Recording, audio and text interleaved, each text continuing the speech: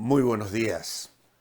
He querido compartir con vosotros unos pequeños pantallazos de lo que fue el sábado y el domingo, en los que el Señor nos bendijo maravillosamente con la visita del pastor Franco de Eriú, que vino desde Italia y que nos habló de la gracia de Dios.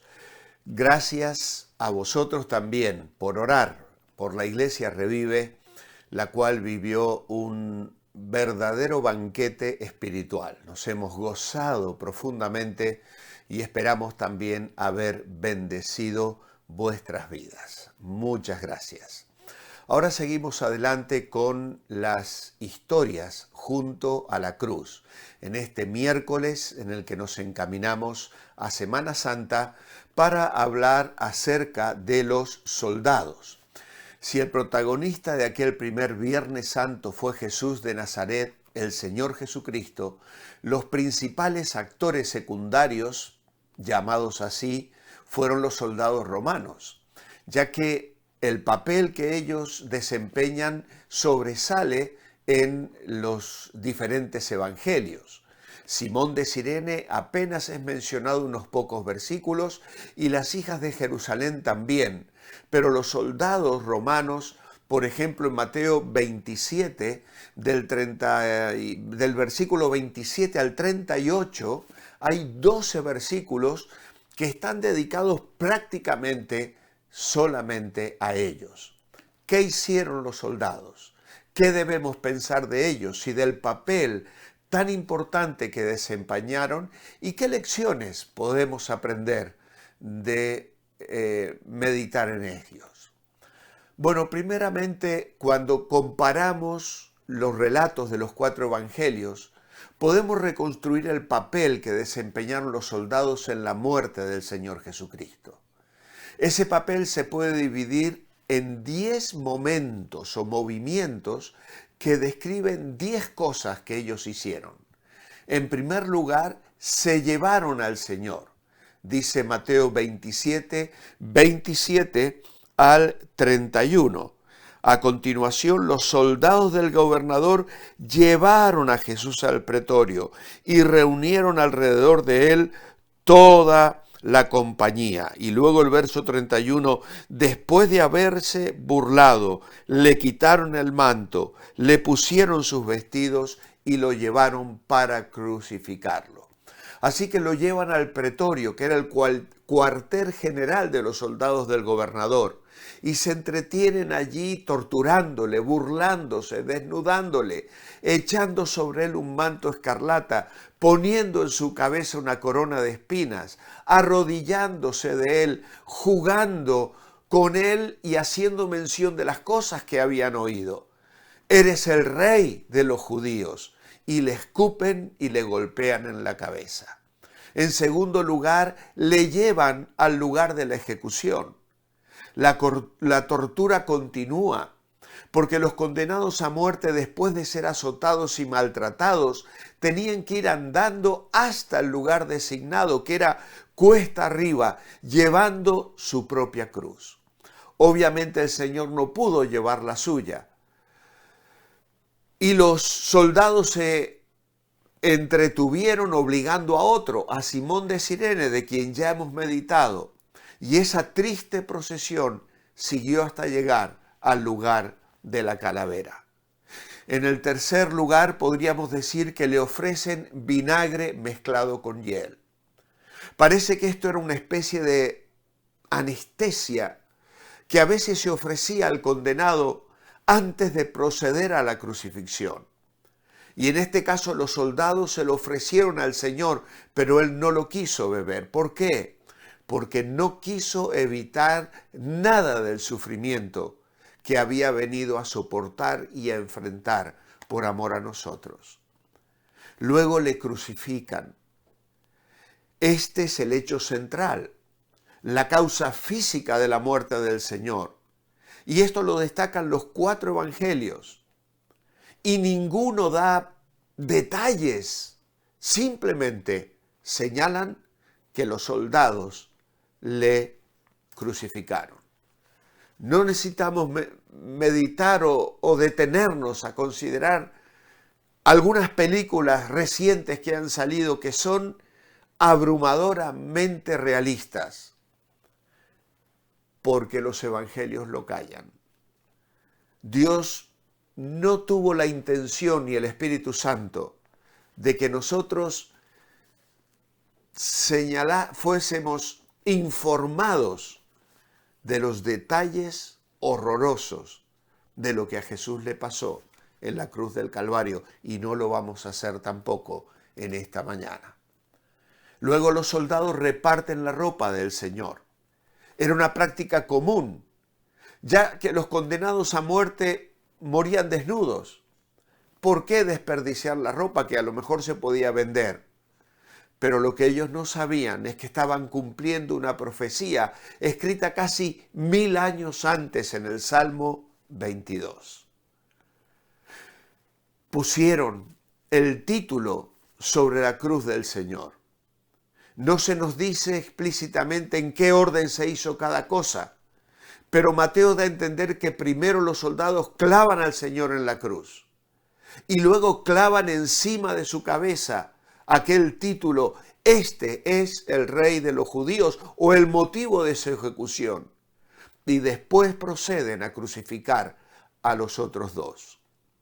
En séptimo lugar, crucificaron también a los dos ladrones. Al Señor era la estrella en aquella ocasión, le crucifican primero y luego a los otros dos, uno a la derecha y el otro a la izquierda. Más adelante, Lucas señalará que ellos también se burlaban, capítulo 23, versículo 36. Hubo un momento cuando, estando los tres hombres en sus respectivas cruces, ya los soldados, pese a que se habían desahogado en el pretorio, renuevan sus crueles burlas hacia el Señor, animados también por el ejemplo de espectadores, incluso tan ilustres como los mismos gobernantes judíos que estaban allí. Pero están haciendo guardia al pie de la cruz. No era probable que una persona crucificada se librase de los clavos y bajase de la cruz. Pero siempre cabía la posibilidad de un intento de rescate por parte de amigos, compañeros o incluso sus discípulos. Todo soldado romano sabía que le podía costar la muerte dejar escapar a cualquier preso, como acontecería con el apóstol Pedro en Hechos 12.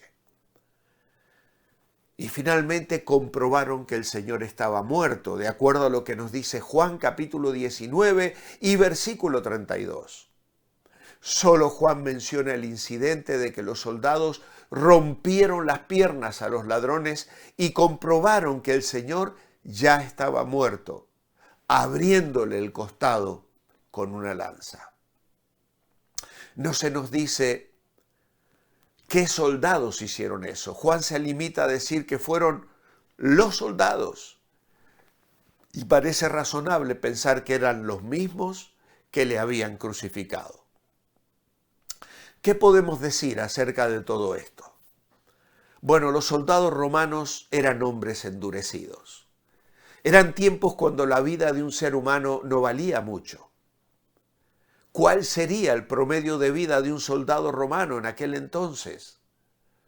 Pero entre las causas normales de muerte, aparte de las enfermedades y accidentes, la causa de morir por ser soldado en el campo de batalla, la muerte por asesinato de parte de algún preso, la muerte por ejecución al no haber cumplido el deber, la muerte como consecuencia de miles de kilómetros de marcha en pésimas condiciones. Eran hombres que no trataron al Señor con delicadeza. Eran rudos, duros, lo peor de la raza humana. Además, estaban cumpliendo órdenes. No les correspondía a ellos cuestionar esas órdenes, ni romperse la cabeza haciendo un examen ético de los casos que pasaban por sus manos. No deberían tener nada personal contra el Señor, ni le conocerían personalmente. Habrían oído algunos comentarios, y en realidad aliviaban el aburrimiento de la rutina de siempre. Ahora, dicho esto, hay que decir que fueron especialmente crueles con el Señor. Hicieron con él cosas que no eran necesarias y que no parece que hicieran con los dos ladrones. Fueron mucho más lejos de lo que estrictamente hablando era su deber y estuvieron ciegos a toda la evidencia de que uno de sus presos era diferente, alguien especial. Los comentarios de la gente, el comportamiento del Señor, las palabras del Señor, el cambio que hubo en uno de los ladrones, la oscuridad sobrenatural que acompañó a la muerte del Señor. Ellos estuvieron más cerca que nadie del Hijo de Dios encarnado y más cerca que nadie de la cruz, pero de nada les sirvió. Les interesó más la ropa que el mismo Señor.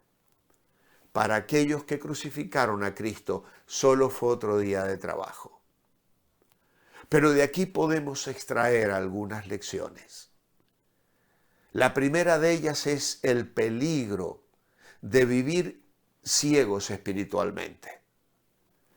Los soldados no vieron nada especial en el Señor. No había nada especial que ver, pero no tuvieron visión espiritual. Y es que por naturaleza todos somos ciegos espirituales. Y no es que alguien haya apagado la luz, no vemos el mensaje de la Biblia. ¿Es que el problema está en la Biblia? No, el problema está en nosotros.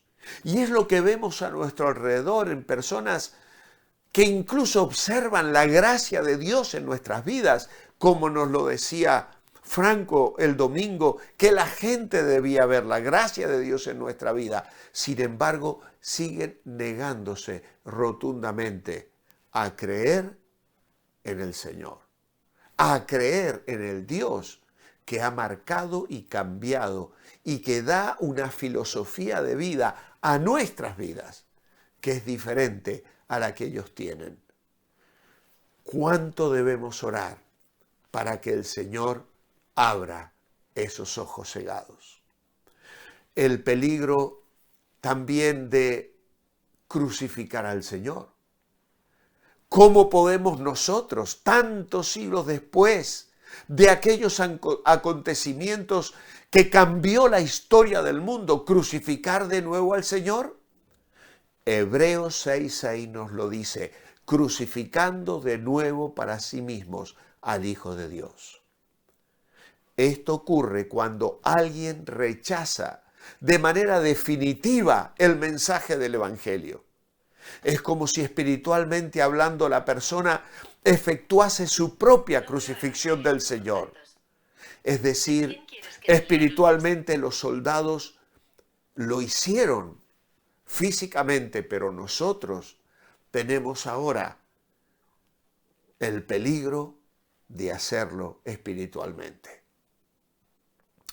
Pero ya para concluir en esta mañana, el peligro de estar tan cerca y a la vez tan lejos. ¿Quién estuvo más cerca del Señor y de la cruz que aquellos soldados? Tan cerca, pero tan lejos. Como el rey Herodes, que durante un tiempo protegió al Bautista y le escuchaba de buena gana, pero luego mandó matarle. O Judas Iscariote, que 3 años estuvo junto al Señor, pero su amor al dinero pudo más. Y finalmente, dice la Biblia, se fue a su lugar siendo el hijo de perdición. ¿Dónde te encuentras tú? ¿Te sientes casi resuelto ya? ¿Te falta poco para creer? Decía un antiguo himno que cantaba en mi niñez. Mira que el casi no es de valor en la presencia del justo juez. Abre hoy tu corazón a Jesucristo. Abraza con fe al que murió en tu lugar pagando por tus pecados. Pide al Señor que quite tu ceguera espiritual y confiésale como tu Señor y Salvador. Y si lo haces, hoy serás salvo. Mañana os espero para seguir meditando en estas historias junto a la cruz. Manteneos bendecibles.